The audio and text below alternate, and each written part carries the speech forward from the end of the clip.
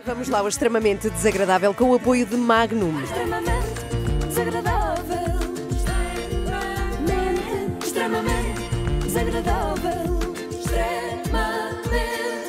E hoje estamos de volta à nossa saga, a trilogia do Cinel dos Anéis, mas antes disso, uma coisa que o humorista Rui Sinel de Cordes, ao contrário de uns e outros, nunca faria, nem que lhe apontassem uma arma à cabeça, ou até uma arca à cabeça. Publicidade. Portanto, escusam de contar com ele para dizer que Magnum é bom, embora seja. Olha, e já agora Magnum não só é bom, como existem vários formatos. Pauzinho para quem gosta de andar de um lado para o outro, mini para quem não quer dar uma facada na dieta e copo para quem quer ver esta saga do Cinel dos Anéis no conforto do sofá. Sem esquecer que a Magnum traz sempre novidades, mesmo durante o inverno. Este ano foram os novos Magnums Utopia Double, em versão avelã e cereja. Eu já provei e aprovei também e continuo a dizer que nada é tão crocante como Magnum. Agora, recordo que estamos aqui a analisar a recém-lançada biografia de Rui Sinel de Cordes. Escrita por quem? Pelo próprio. Em princípio, a única pessoa tão interessada assim em vida e obra de Rui Sinel de Cordes, além de mim, claro. Vamos então ao segundo capítulo desta epopeia.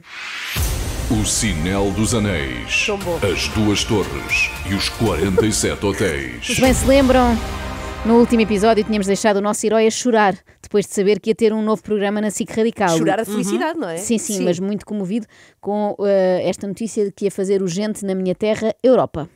Assim que enxuguei as lágrimas, sentei-me ao computador. Sabia exatamente qual o primeiro trabalho a fazer. Comecei pelos hotéis. Preparei um e-mail que continha a explicação do projeto, selecionei todas as cidades que ia visitar e dentro delas apenas os hotéis de 4 ou 5 estrelas. Fui individualmente ao site de cada um deles e procurei contacto de gerente, diretor e responsável de marketing. Os resultados foram estrondosos. As propostas, aliás, amontoavam-se. Tão interessante este As livro. propostas amontoavam-se. Sim. Os hotéis lutaram entre eles para decidir quem teria a suprema honra de hospedar Rui Sinel de Cordes. Ao mesmo tempo percebemos que este passou ao lado de uma carreira como influencer, tal o talento que demonstra para sacar estadias de borla. Eu ingenuamente pensava, quando ele disse a primeira coisa a fazer, que era escrever o guião, não enviar e-mails a diretores de Também marketing, fui para aí. a prometer que tirava uma fotografia tão no bom. buffet do pequeno almoço. Mas realmente, como é que ele ia concentrar-se a fazer piadas sem antes saber se ia dormir no Hotel W ou no Nobo? Em Barcelona, tinha uma oferta do Hotel W, um 5 estrelas em cima do mar, mas Ai, não. optei por outro, não menos luxuoso, em frente à Casa Gaudi. Em Paris, mais 2 ofertas de parceria com hospedarias de 5 estrelas. Como não consegui optar entre uma suíte com varanda com vista para a Opéra ou um quarto no seio de Saint-Germain, decidi-me pelos 2. Fiquei 2 noites perto do Louvre e outras 2 no meio das noites latinas parisienses.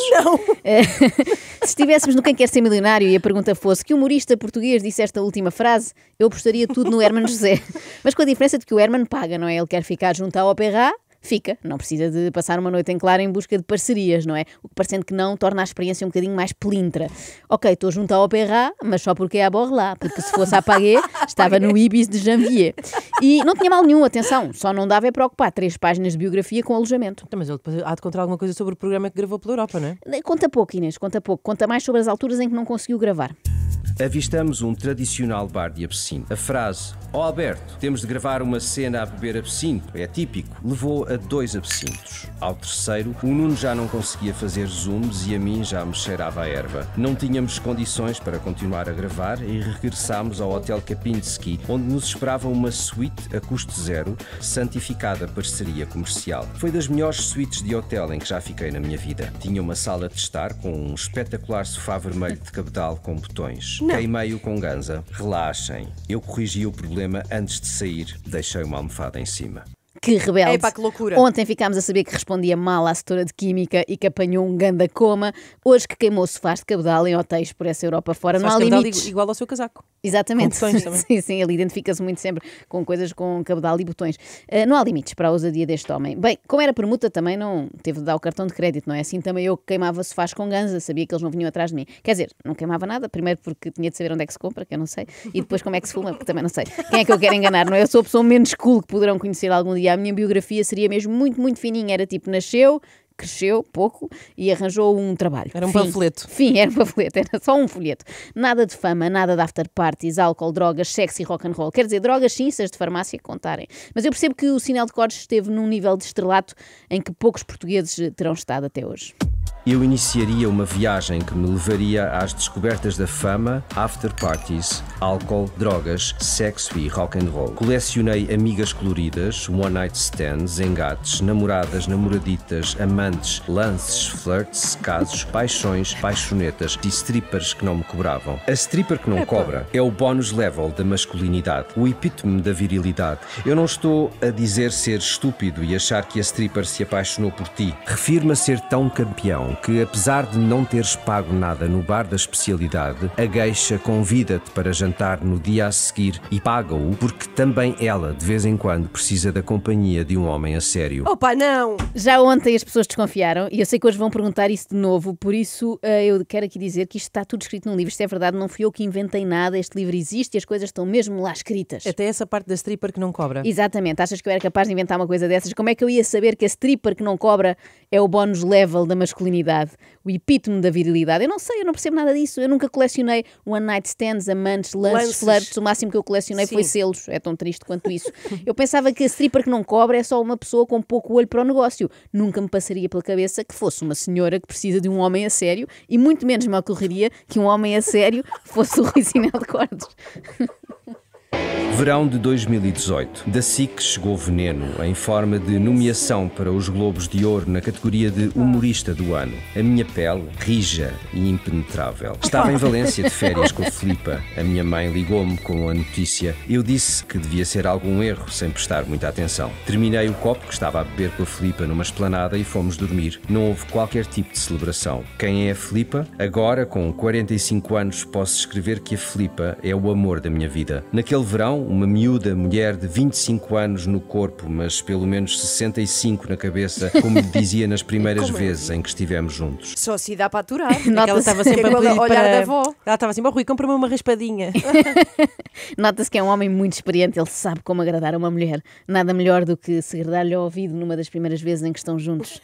Tens 25 anos no corpo, mas 65 na cabeça. Mas porquê? Será que ela passava a vida a dizer-lhe: Rui, leva casaquinho, que diz que vai fazer frio? É uma mulher fora do seu tempo, com um espírito envelhecido, dotada de qualidades e moral que infelizmente se tornaram desajustadas à sociedade atual, mas adequadas a mim. De entre todas as coisas de que gosto, o que eu prefiro é olhar para ela. Ali centram-se todas as linhas do universo numa desordem ordenada que me descansa. Os olhos são azuis como os mares que sulcamos de tempos a tempos. Opa, mas é a namorada dele agora? É, acho que ainda é. Isto de vez em quando transforma-se noutro tipo de livro, não é? Pois De repente passámos assim sem aviso do ganda maluco que queimou o Maple do Hotel Kapinski e que ia jantar com stripas sem levar carteira, para esta espécie de Afonso Noites de Luar, super apaixonado. Exatamente. Tudo bem, nós ouvimos e não julgamos. Desculpem ter interrompido uma declaração tão linda. As linhas que deslizam até à ponta do nariz são delicadas como as suas mãos. Há dias em que acordo como um furacão. É fácil pensar que essa força vem da minha infância, do meu coração, testosterona ou confiança parva, mas vem dos elogios que ouço em casa. Por acaso há muitas coisas na vida que nós não percebemos bem. Viram da testosterona ou do coração? Uma pessoa fica na dúvida, não é? É porque é muito fácil confundir. Tipo, ajudar uma velhinha a atravessar a rua é porque se tem bom fundo ou porque se é muito macho? Não sei, não é? Agora, eu nunca ponderei que Rui fosse um furacão graças a elogios que houve em casa. E aqui se prova mais uma vez a minha teoria de que é má ideia andarmos a elogiar-nos uns aos outros no seio do lar. É depois o ego fica tão insuflado que até temos dificuldade em sair pela porta. Mas que elogios são esses? Ele vai revelar, claro. Achas que ele agora ouvia elogios e não os reproduzia para ficarmos todos a saber? Que sou melhor, mais valente do que os outros, que sou capaz de tudo e que nunca conheceu ninguém como eu. E eu acredito, porque eu sei, nesses momentos, que o amor não pode mentir.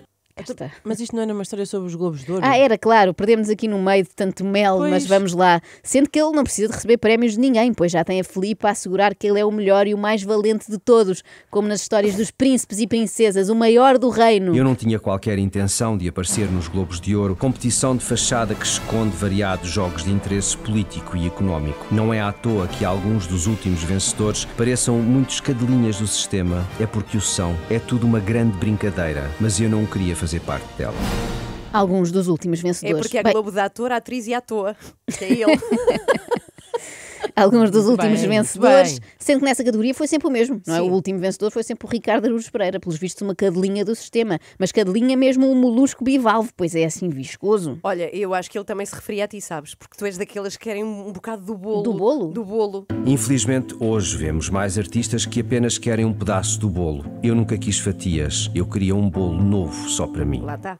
E foi por isso que em 2010 Rui Sinel de Cordes decidiu ser absolutamente inovador. Quando estou a escrever o texto, surge uma piada com o presépio. Eu dizia qualquer coisa como: no campo até acho normal fazer um presépio, mas na cidade, onde é que vais encontrar musgo? O Nilton respondia: pois, também não estou a ver. E eu rematava: só há um sítio, mas é um bocado chato chegar ao pé da... introduzir o nome da figura pública de bastante idade e dizer: não se importa de abrir as pernas que eu preciso de fazer um presépio. Eu escrevi a piada antes de lá colocar o nome da figura pública, o que prova que não é pessoal. Na minha cabeça, surgiu a piada de musgo ser encontrada na vagina de uma velha. Eu agora precisava de uma velha conhecida.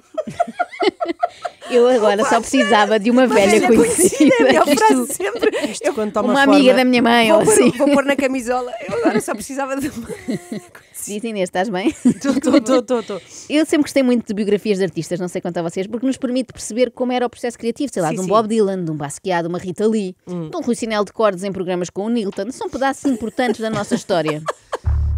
Eis senão quando ali estava ela, a banqueira do povo, como um relâmpago na minha cabeça. Eunice Munhoz. Isso seria impossível, isso seria impensável. Ninguém teria a coragem de usar o nome de tal figura pública. Ora, quando estas palavras todas se juntam, normalmente é aqui que eu apareço. O homem que não tem medo de nada nem de ninguém, que ousa fazer frente a uma temível senhora de 82 anos. Claro que, exibindo-se assim a grande altura, sucederam-se os convites e rapidamente passou da prestigiada SIC Radical para a não menos prestigiada Mais TVI. O Terruta apresentou-se confiante. Queria construir, sim, um novo canal para o público jovem, mas que seria melhor que a Radical. Havia dinheiro para investir e sonhos lindos para realizar. Disse-me que não queria ter um namoro comigo, mas sim um casamento. E para o provar, acrescentou de dote um contrato de exclusividade ao nível de um canal generalista. Sim, claro, como se faz sempre ainda hoje nos canais temáticos. O Zé Lopes, por exemplo, está a ganhar uma batelada no V Mais Fama para garantirem que não foge para a Curiacos TV. É um mercado a funcionar. Mas a melhor parte, a Terruta, diretor de Mais TVI, guardara para dizer no fim. Não saiu sem referir que, para ele, só existiam 2 humoristas em Portugal, o Ricardo Araújo Pereira e eu. E depois saiu a voar montado num unicórnio branco. Havia esperança, pensei.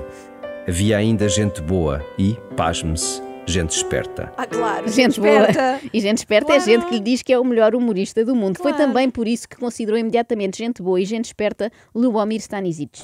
Conheci o Ljubo em 2011. Decidi experimentar um dos seus restaurantes. A meio da refeição, o Ljubomir entrou, olhámos um para o outro, o que o levou a sentar-se imediatamente na minha mesa. Disse-me que eu era o humorista com mais piada, eu disse-lhe que ele era o melhor chefe e fomos felizes até hoje. É muito fácil conquistar o amor de Rui Sinel de Cordes. Tu és mulher, não, tu é que és. Basta dizer-lhe exatamente aquilo que ele quer ouvir, como faz a Filipa, de resto todas as manhãs, não é? Amor, nunca te esqueças, tu és o melhor de todos, o mais valente, apesar das coisas no V+, não terem corrido nada bem. Estive pouco tempo no canal, onde fiz o Roleta Russa durante apenas 2 meses. Um programa diário de 25 minutos, gravado numa garagem feita estúdio, com uma equipa deficitária e edição desacompanhada. Escrevíamos e gravávamos todos os dias 25 minutos de piadas sobre a atualidade. A equipa de escrita era eu e outro guionista. Estava a tornar-se demente o que nos era pedido. Fiquei cansado só de escrever isto. Também não conheço nenhum apresentador que trabalhe 10 horas antes de gravar o seu programa. Até eu fiquei exaurida só de ouvir. De qualquer forma, se não conhece nenhum apresentador que trabalhe 10 horas antes de gravar o seu programa, é pedir ao Terruta que o apresente, porque é um dos 2 únicos que ele conhece. Começavam aqui a surgir as primeiras desavenças sérias com o meu agente. A nossa relação, outrora alinhada, respeitosa e de admiração mútua, apresentava as suas primeiras brechas. Telefonou-me com um pedido de publicidade. Desde o início que lhe tinha dito que isso era algo que não estava em cima da mesa para mim. Há muitos anos combinei com um humorista que me prometia amizade que íamos ser diferentes, íamos vencer pelo mérito da nossa arte e viver dela. Jamais faríamos publicidade, jurámos. Até hoje mantive a minha promessa. Ele derreteu como plástico ao sol, pouco tempo depois, assim que recebeu a primeira proposta. Isto ao mesmo tempo parece aquela coluna do Bernardo de Olhão, da TV 7 Dias, tipo, cala-te boca, não me faças dizer quem foi o humorista que me prometeu que não se vendia e depois foi fazer reclames da nós. O Nelson aliciava-me. A proposta chegava de uma marca de whisky e tinha tudo a ver com o meu perfil. Eu, que já tinha sido embaixador de marcas de gin. Isto eram e são, quanto a mim, duas situações completamente diferentes. Claro. Claro, até porque whisky é whisky e gin é gin. E embaixador é quase um cargo diplomático, não é? Não é bem publicidade. É chamado trabalho é trabalho, conhaque é conhaque. O pior é que a parada continuava a subir, como sempre sucede quando se usa o nome de Rui Sinel de Cordes. Ora são grandes cadeias de hotéis a salivar pela sua presença, ora são canais temáticos a hipotecarem as contas para o conseguirem contratar, ora são marcas de whisky a estourar o orçamento anual de uma vez só. Eu estou confortável em dizer que uma marca me deu dinheiro para eu ir trabalhar. Jamais estarei para, apenas a troco de uma contrapartida financeira, vos dizer que consumam a marca e que ela é boa. A primeira é mecenato, a segunda é prostituição intelectual. A parada ia subindo, a minha resposta era igual. A ideia era fazer umas stories no Instagram de copo cheio, propunham uma série de stories a 10.000 euros cada uma. Voltou o unicórnio. 10.000 euros cada uma parece-me até pouco. Ele não é nenhuma Margarida Corceiro para cobrar um valor tão baixo por 15 segundos no seu Instagram. Sobre o fim de outro relacionamento, já não serei tão superficial, até porque assumiu contornos públicos. Refiro-me ao dia em que decidi colocar uns pontos nos is entre mim e a SIC, arrastando no processo Pedro Buxerri Mendes e a nossa suposta amizade. Ai meu Deus, suposta amizade. E agora o episódio parava aqui e vocês ficavam sem dormir por não saberem o que aconteceu entre Rui Sinel de Cordes e Pedro Buxerri Mendes. Vais contar. Está bem, não vos fazia uma coisa dessas. Numa soalheira manhã, informam-me de que a SIC tinha lançado uma plataforma online na qual tinha colocado o Very Typical. Para além da óbvia e recorrente falta de educação e elegância deste canal de televisão em não considerar sequer importante um aviso ao artista, havia um problema legal. A SIC já não tinha os direitos sobre o programa. O prazo já terminara e eles agora pertenciam-me a mim. Ai meu Deus, e agora o que fazer? Um telefonema para esclarecer a situação e retirar a série Very Typical da Opto ou iniciar uma violenta batalha legal? Tínhamos todo o motivo para processar o canal e ganhar com facilidade. Na altura explodi. Avancemos. Os advogados que preparem o processo. O meu agente chamou-me à razão. Olha lá, o Buxerri não é teu amigo? Sim, respondi sem hesitar. Estava completamente convencido disso. Há anos que mantinha uma relação com o Buxerri, em que almoçávamos mensalmente ou jantávamos em minha casa. Quando eu estava em Londres, o Pedro contactou-me de forma tímida. Um dos seus filhos ia mudar-se para a grande cidade e isso causava-lhe preocupação. Pediu-me para tomar conta dele, ser um pronto-socorro caso ele precisasse de algo. Não tinha mais ninguém de confiança tão perto. Mas o que é que isto tem a ver com a história da Opto? Espera, já vais ver, mas antes um conselho a todos os pais: se não têm mais ninguém de confiança perto do vosso filho, além do Rui Sinel de Cordes, mais vale deixar o miúdo sozinho.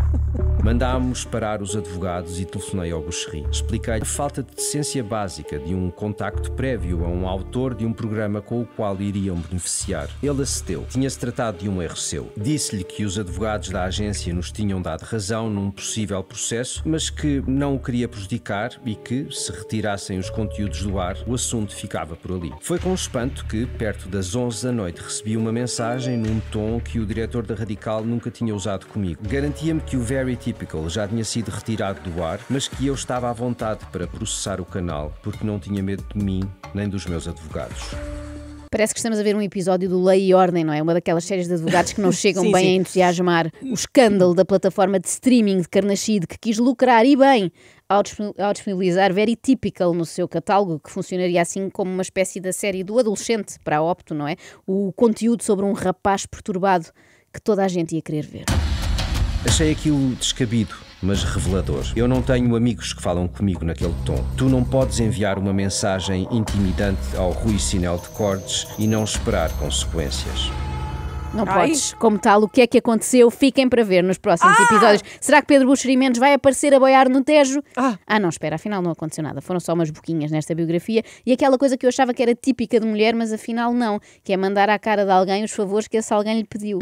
Mas acima de tudo, não podes pedir-me para tomar conta do teu filho quando ele se encontra a 2.000 quilómetros e depois querer ser esperto comigo. Talvez possas fazer isso com outros gajos do meio, que vão pensar se podem obter vantagens na carreira e engolir sentimentos sentimentos e palavras, não a mim, independentemente da posição que ocupes. A isto eu chamo integridade. Pumbas! Calma, jovem, ele também não te pediu para adotar o filho de 5 anos, não é? Provavelmente limitou-se a dar o teu contacto a um calmeirão que foi fazer Erasmus. Também não é uma dívida assim para a vida. Eu sinto que o Rui Sinel de Cordes devia estar mais grato a quem lhe deu a hipótese de queimar o sofá do Hotel Kempinski.